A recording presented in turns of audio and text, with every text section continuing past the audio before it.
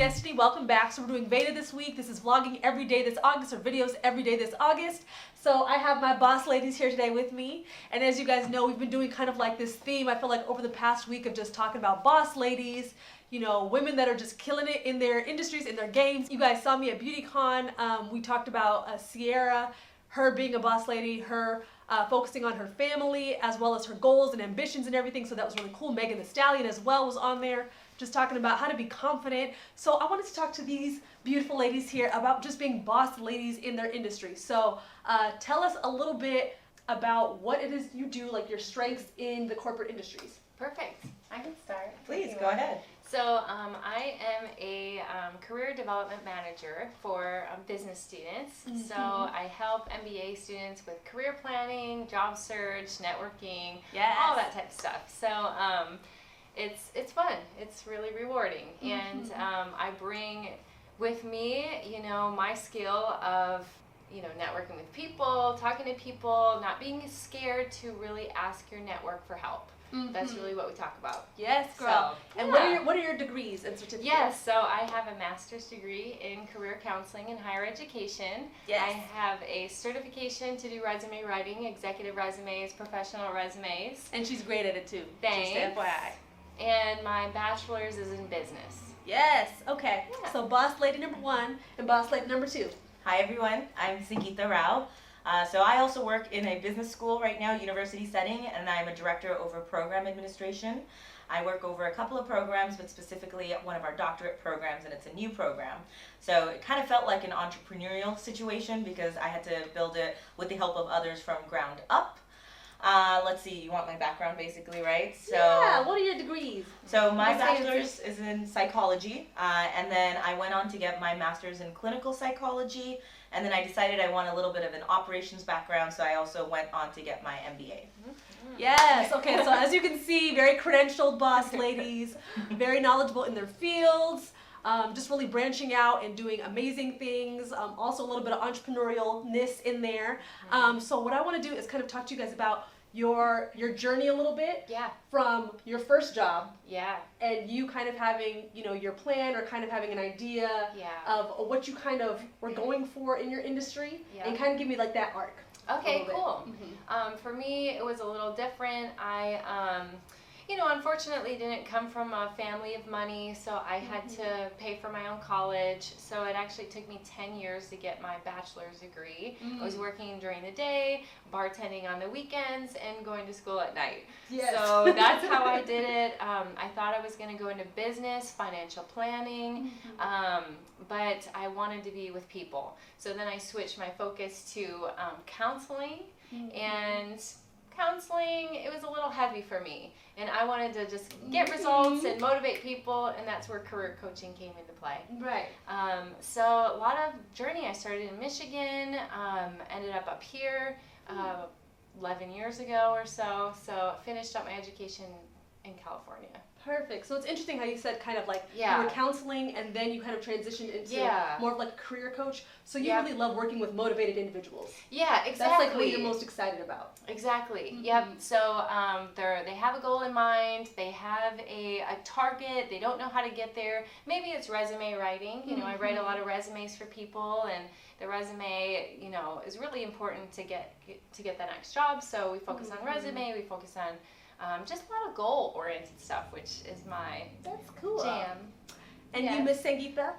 Well, similar to Jeanette, my family wasn't that privileged either. So I, through my first master's program, I was working at Starbucks, trying to work my way through it, and also interning. So there was a lot happening there. I think the one thing for me though, I know Jeanette and I will joke about this, she knows career is her thing now, like that is her jam, as you like to say. Yeah. And I don't know my jam, and even to this day, I've been more of the person that said it's okay. I used to think I wanted to be a marriage family therapist, for example. Yeah. I said that was what I'm going to do. I'm going to be a marriage family therapist.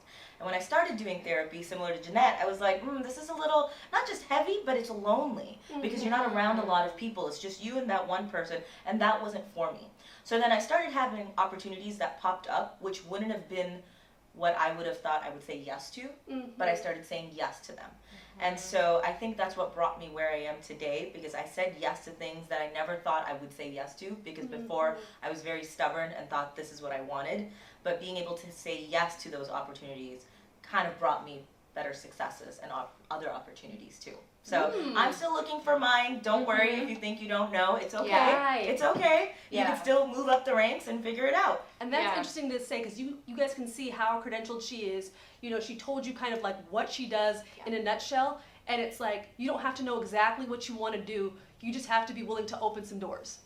And for her, like, she's very, very ambitious. She's very driven, as well as, like, you have to be fearless.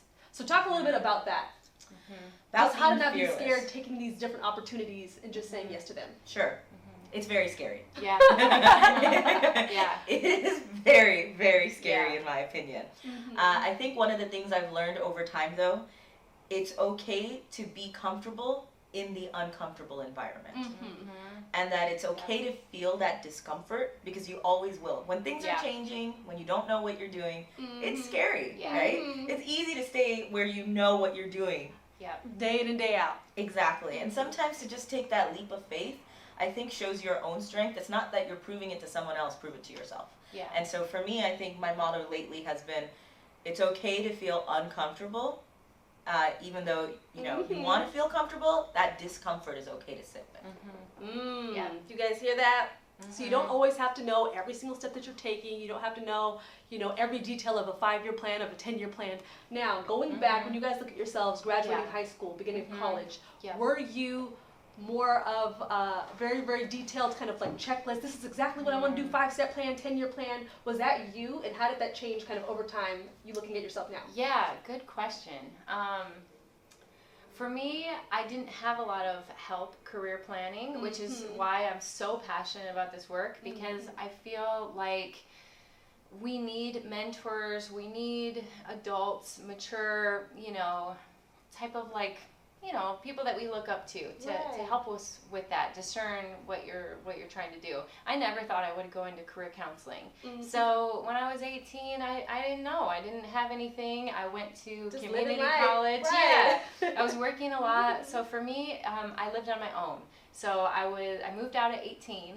I got my own apartment, my own job, my own everything.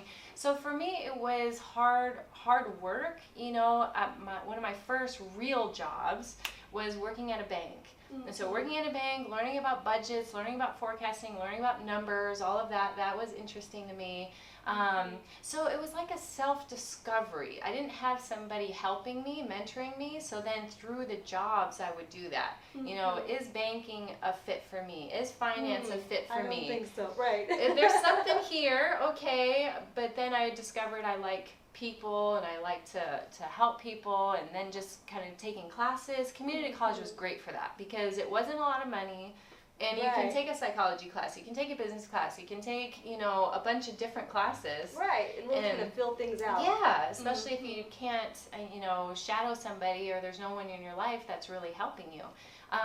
And they have career centers in the community college, people right? that actually help you. Yes, and I never knew that. So, you know, utilizing those people, utilizing people in general. Even my mom and dad, my mom was a teacher, my dad was like a loan officer type of person, and I didn't even really know what they did. Right. So just even asking your own parents or asking your aunts and uncles, and but for me it was hard work. And it was a self-discovery over, I would say, 10 years. It would help me.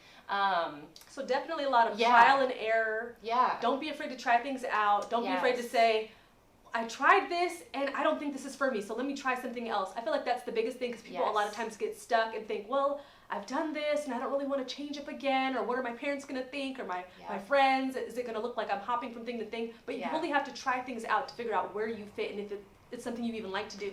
Yeah. Sangeetha? So first of all, I agree with that, and I want to jump and say a shout out to community colleges. Yes. I went to community college as well. Okay, for 2 years, saved money, and sometimes I feel like there's a shame factor in society when it comes to community college. There's no shame. No. There is no shame. So first of all, know that. I think that's so important. Yeah.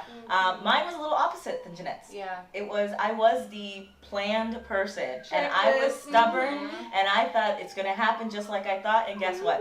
It didn't. It did. I wanted to go to UCLA from the beginning, and I didn't get into UCLA. That was my dream school, and that's why I went to community college, to save money. I didn't want to move away and have to spend for dorms and things like that. And I thought I was going to be a biomedical engineer because my family wanted me to be a biomedical engineer. Yeah, right. You know? And then the good thing about community college is you have those electives you have to take. And I started finding myself being very upset in math classes. I'm not that kind of person. And so I realized, one of my friends asked me, okay, you're so upset, you don't like these classes, these math classes and everything you're in. What are you doing? I was like, because I need to be a biomedical engineer. Right. She's like, why do you need to? Because my family told me. Right. Okay, what is that going to have to do with anything with you in the future? Yeah. She's like, explore. And I realized all of my electives were in psychology. And that's when I realized I want to work with people. Right. So I was like, perfect. Got to UCLA, did that, and I was like, next goal, I'm going to be a therapist. I will be a therapist. Right. I went into my clinical psychology program. I started doing my hours for MFT. I got to 2,500 hours and the 3,000 hours max, and I realized I don't want to be a therapist. Yeah. So it's about being okay. Like, I think the good thing with Jeanette too is it is a discovery. Whether you have a plan or not, there will always be trial and error. There will always be the journey that helped you figure out where you are. Yeah. And you know, Jeanette, because she was able to realize that from the beginning, I think now she is in a space where it's like, career is your thing. So you're going to grow and develop within career to the max, all the way and exceed. And for me now, it's more of a, okay, I'm still self-discovering. And that's okay. That's okay at all times. You can get to the top of the totem pole and be like, hey, I want to do something else today. Yes. And that is totally your right to be able to do that and to want to do that. Yeah. If it's a different industry, let's say, you know, for me, like banking, I was in finance. I worked at a bank for like 3 years. You know, what if you want to do something else, totally out of that field? So for me, getting into higher education was a little tricky. You know, I was more in sales. Sales is a lot easier to get when you don't have a degree. You know, you can make good money in sales without a degree. So I was making, after the bank, I worked at an apartment community, and I was doing that, and I was in sales and had targets and everything, and it was, you know, I knew I wanted higher education. So how do you go from sales to higher education? I found, you know, a salesy higher education job. So in admissions, being a recruiter, being admissions. So finding like where you fit, because I call those taxi jobs. So my taxi job was in admissions. You know, it got me from apartment community to higher education, and then after admissions, I worked there for a couple of years, and then I got, you know, introduced to the career center and the career counselors and all of that. And it was only because I worked in admissions could I switch to career. I wouldn't have been able to just apply for a career counselor position. And just jump. Exactly. So you might need those taxi jobs, a taxi job to take you from one job to the next job. Fill in the gap. And it's interesting the way that she said that, because as you guys can see, there's kind of overlap with those skill sets from one to the next that can help you transition. For somebody who's doing your interview to be able to look over those and think, oh, okay, I see how your skills can somehow match this job, and we can, you know, make it a fit. So very interesting thing. But I have to let these ladies go because they're busy, busy ladies. But you guys, thank you so much for watching. If you guys have questions for them, comment below. I'll send them the video link, and they can jump in there and comment back, or I can respond for them, whichever works. But like this video if you want to see more. I'll be posting more as usual. Make sure to do well and be well, and I'll see you later. Bye. Bye.